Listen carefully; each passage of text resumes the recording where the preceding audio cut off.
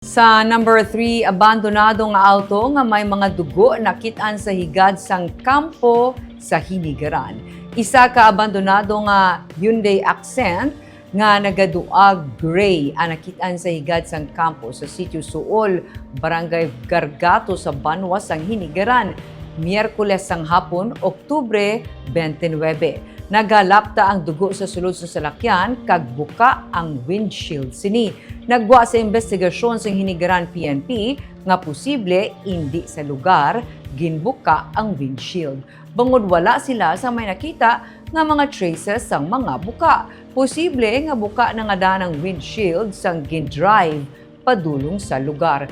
Makita sa sulod sa salakyan ang pila ka mga personal nga gamit, parilyahan, icebox, kasirola, tumbler, aluminum foil, botelya sang soft drinks kag iban pa.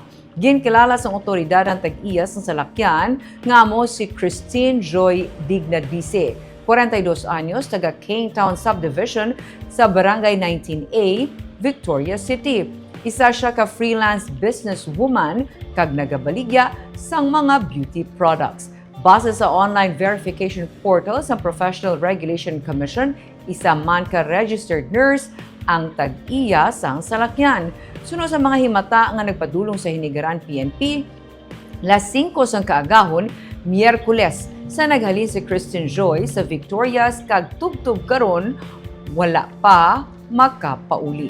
Unattended naman ang iya nga cellphone. Sa karon naga-backtracking ang kapulisan sa CCTV footages sa dalan nga posible ginagyan sang salakyan kag padayon pa nga ginausisa ang ulihi nga na-contact kag nakaupod sang biktima.